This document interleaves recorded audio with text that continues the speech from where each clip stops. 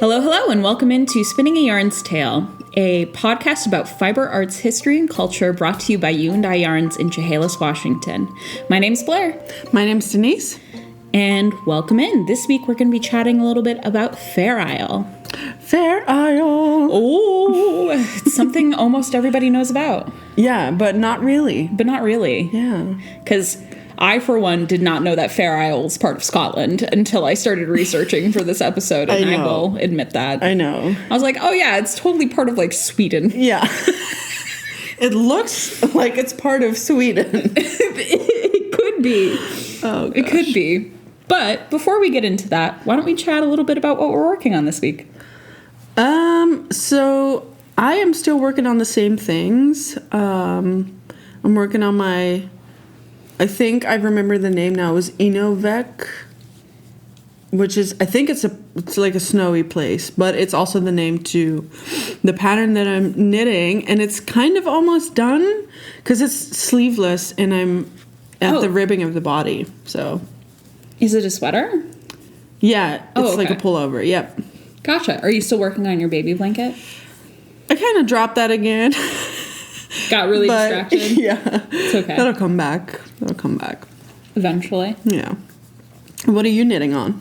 Well, this week, again, I'm working on my Bonnie cardigan. I'm knitting it in the round, and I'm about halfway done, a little over halfway done with the body. And then I just have to knit the sleeves, knit the sleeves, steek it, do the button band, and then I'm done with that. And was the original pattern? It was knit flat. Oh, flat? Okay. I just don't like purling. Yeah, me neither. So I'm doing a steek. Yeah, that's fair.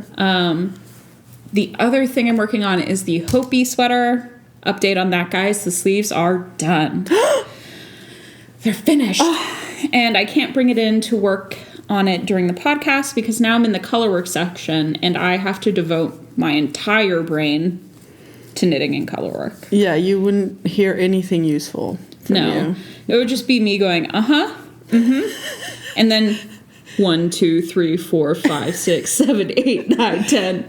And I'm just silent, just sitting here. Yeah. It would just be, it wouldn't make for good material. No, I would not be a very good co-host. No. But that is it. Oh, and I'm working on a pair of socks to test knit for the yarn crawl here at You and I.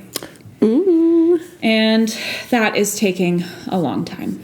Yeah. And what yarn are you using? Oh, that's going to be in the Dream in Color Jilly. It's got cashmere. Ooh, that sounds nice. It's got Dream in Color Jilly cashmere and then the Dream in Color Smooshie, which is their sock yarn. I'm lost, but that's okay. It's okay. Shouldn't have asked. But other than that, you are also doing some spinning that I want. Oh, yeah. I am spinning a lot this week.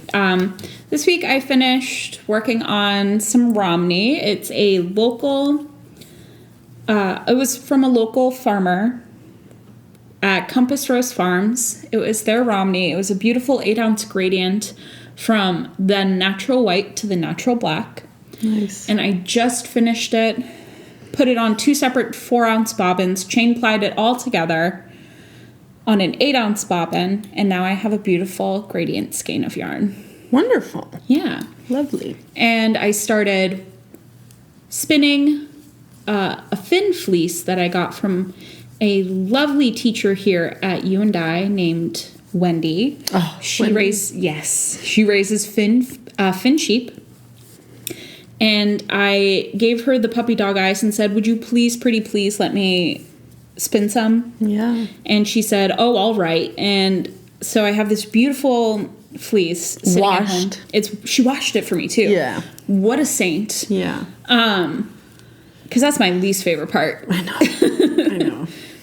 And so I've been carding it into roll-logs and doing a supported long draw for my spinnings. Nice. My spinning. I like it. It's been hard.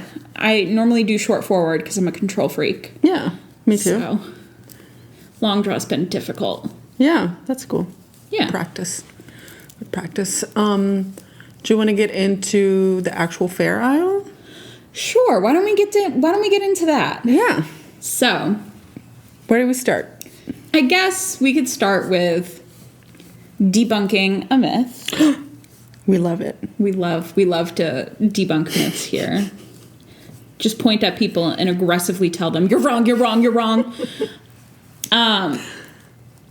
Well, I guess before we get into debunking myths, we should explain a little bit about what Fair Isle is and where it is.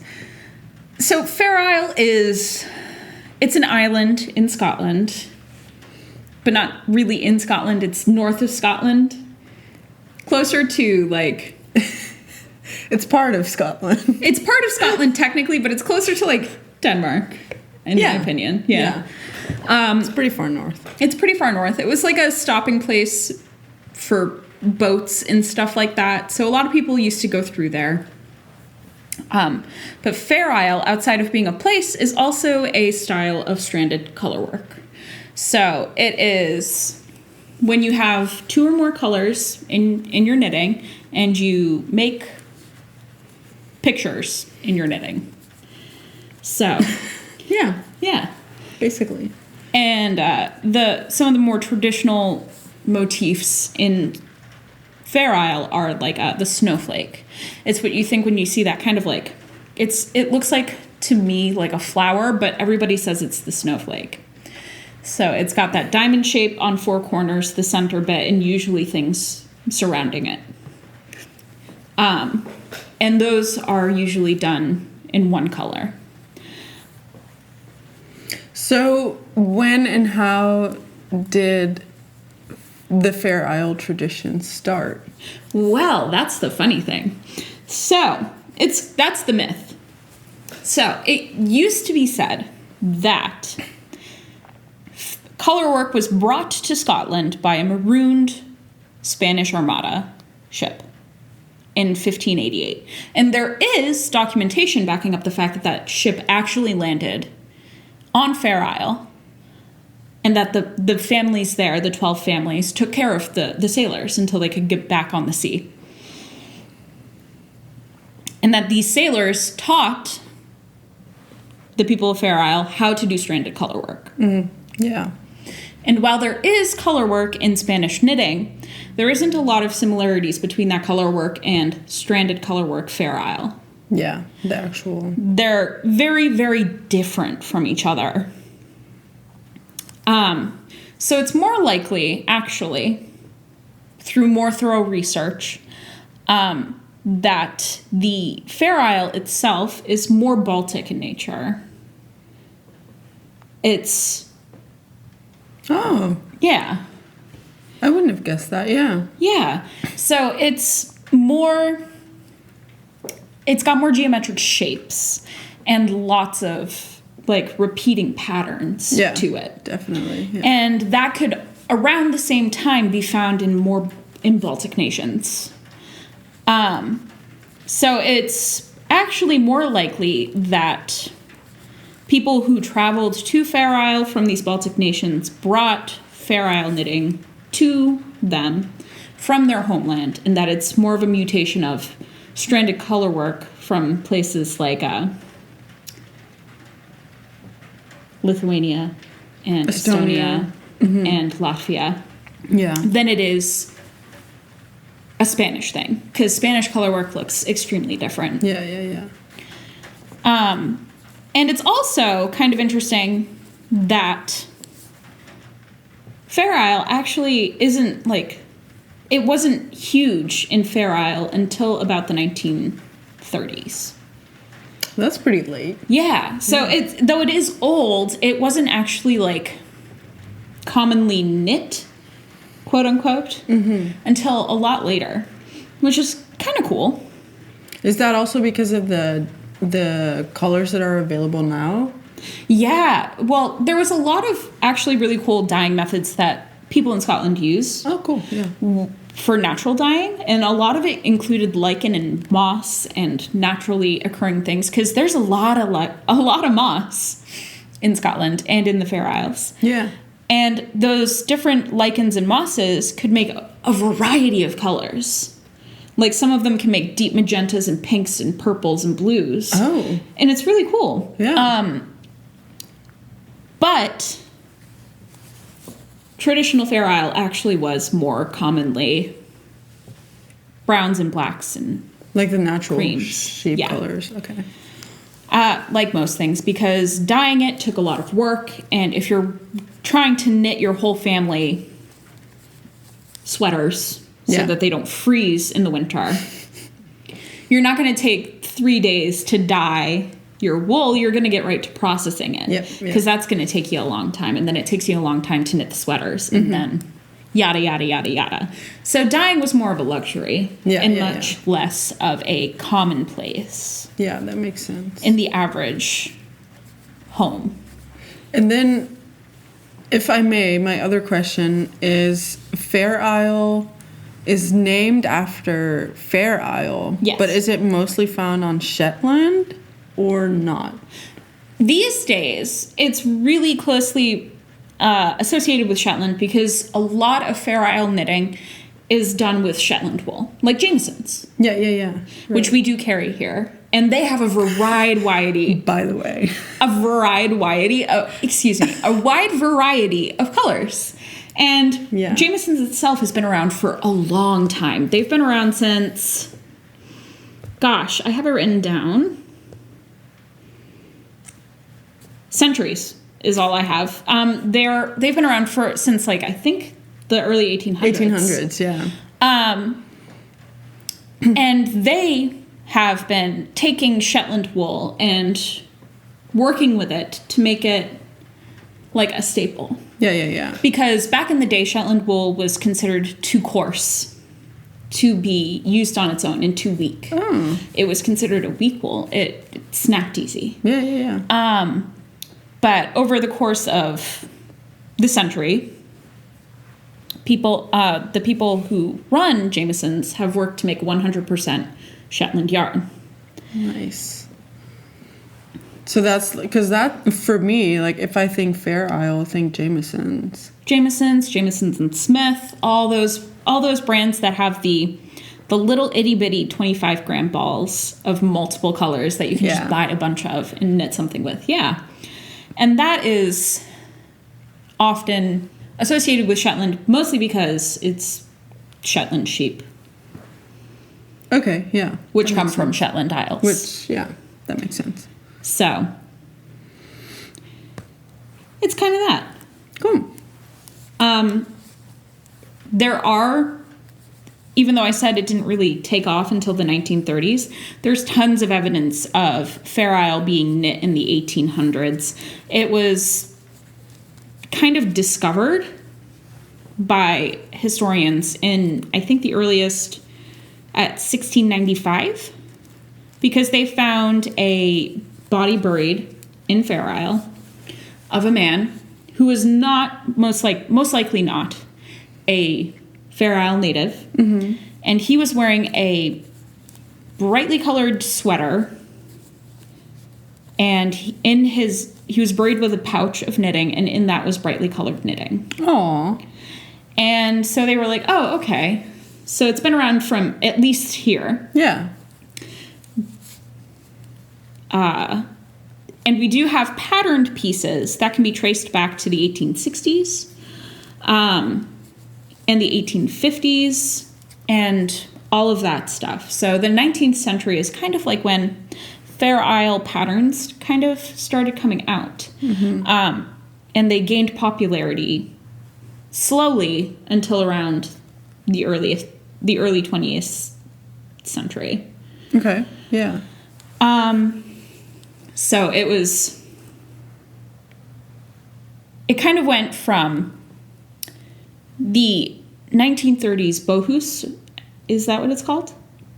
From Sweden? Yeah. Yeah. Mm-hmm. The 1930s had the bohus, and that was really popular, and that's another style of stranded color work. Yeah.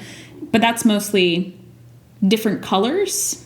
Like, it doesn't have, like, geometric shapes most of the time. It's, like, vertical stripes of, like, color. Well, and I think interlocking with each other. Yeah, and I think a difference too is that I think Fair Isle just has like maybe 2 colors per row most of the time, and then Bohus had like several. Is that really? Yeah. I haven't done any looking into Bohus. Yeah. So, I mean, it's beautiful, but it is beautiful, but I haven't looked into it yet. Yeah. And most Fair Isle that we know of comes from the early 1900s. Okay. It's when we learned how to like knit on knitting machines, Fair Isle stuff. Oh yeah. And it became wildly popular because one of the royal family started wearing Fair Isle sweaters, and it was like everybody wanted one, and everybody learned to knit one, and it became really, really, really, really popular. And I feel like that's how it always goes. It's kind of how it always goes. And then it kind of over like the last, I don't know, 30, 40, 50 decades, it's kind of transformed from traditional motifs into, if you can draw it on a graph, you can make it in Fair Isle. Basically, yeah. Because you have sweaters like the Witching Hour, which is bird skulls. And then you have things like the Tecumseh by Caitlin Hunter, Boylan Knitworks, which is the leaves and the crosses and all of that fun stuff. And that's technically Fair Isle. It's stranded color. The Witching Hour? The Witching Hour, yeah. Would you consider that Fair Isle? It's, yeah. It's a stranded color. Yeah, it really changed then from like the classic. A lot of there's still a lot of traditional Fair Isle where you're taking traditional motifs from nature. Yeah, right. And knitting that into what you're working on. Mm-hmm. And there was just like there's a lot of evolution in what Fair Isle has been. And it's kind of a gray line it's like a gray area is for what is Fair Isle and what isn't Fair Isle anymore. Because most people could say, well, all stranded color work is Fair Isle, but Fair Isle is not all stranded color work. Yeah. Yep. Kind of like how a square is a rectangle, but a rectangle can't be a square. Mm-hmm. And that's kind of how it is. Yeah. But some of the more traditional, as we're talking about it, motifs in Fair Isle are the exo patterns, where in the negative spaces between motifs, you can find X's and O's. Right. And that's really cool. And we'll put some examples in the show notes. Yeah, that'd be And like I mentioned before, there's the snowflake, which is that geometric kind of like diamond-based pattern. And then there's the ram's head, which it's more of an abstract ram's head than a literal ram's head. And those were really common. Yeah.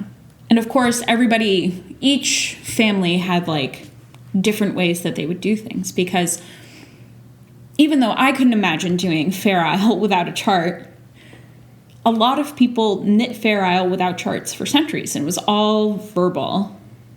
Yeah. Can you imagine? Could you imagine just someone saying, yeah, do 3 stitches in red, 4 stitches in green, 3 stitches in red, and then 2 stitches in green, and then 3 stitches in red, and then 5 stitches in green? And I'd be like, I don't understand. Yeah, I didn't follow. I didn't follow that one bit. And it's really kind of cool.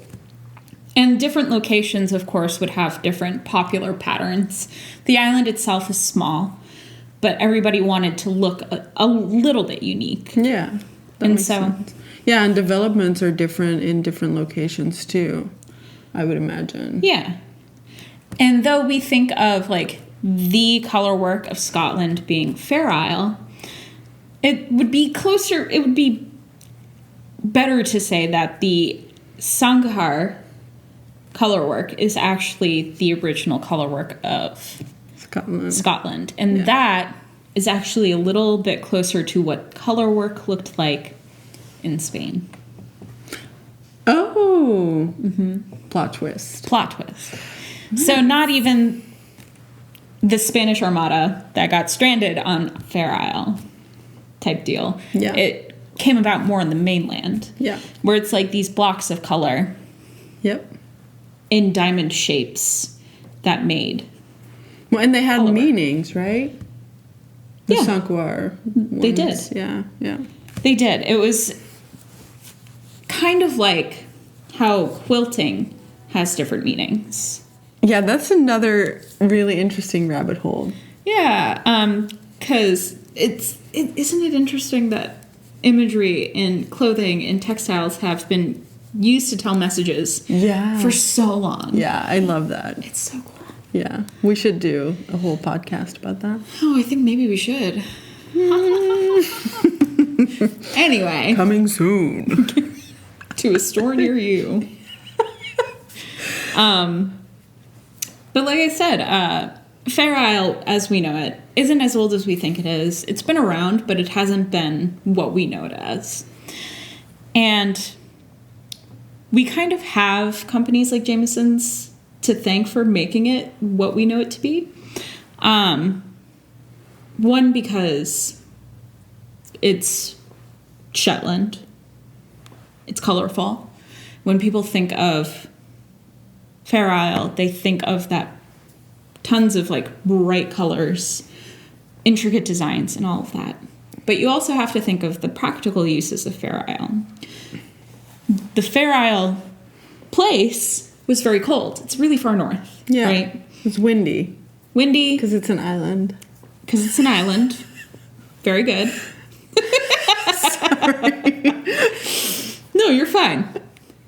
You're fine. Thank you. But it is cold. Yeah. So the use of warmer wools was really important. Yeah. And what Shetland is, it is a warm wool. Yeah. It is airy, bouncy.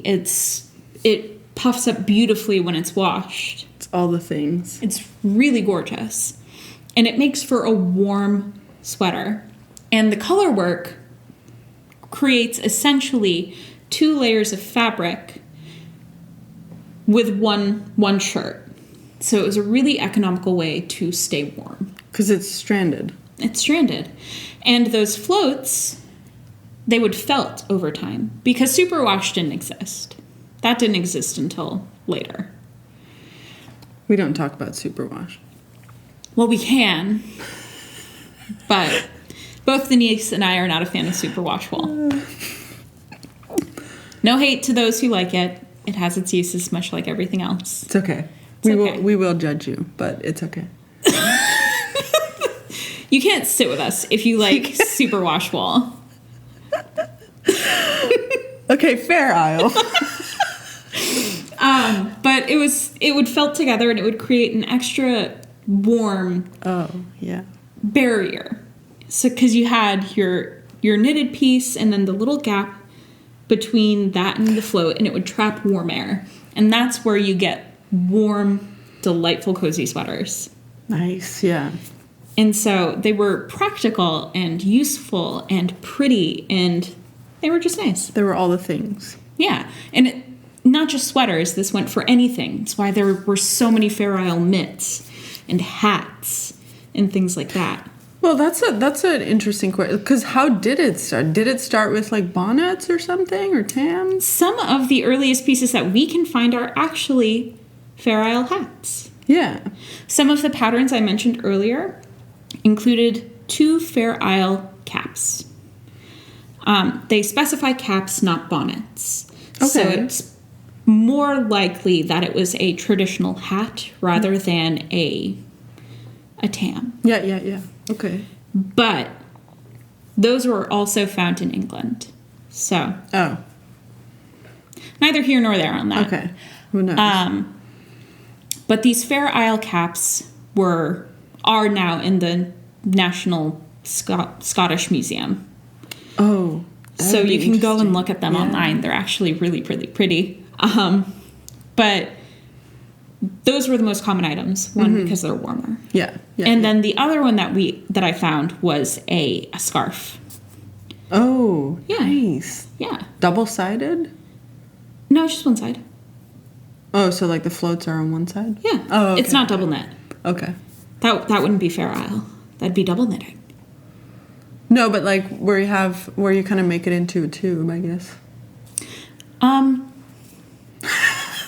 don't know what I'm thinking. No, from the pictures, I understand what you're saying. Yeah. From the pictures I saw online, I could not tell if it was a tube or flat. It looked flat, but a tube can also look flat. So yeah, it's just how you look at it. Just how you look at it.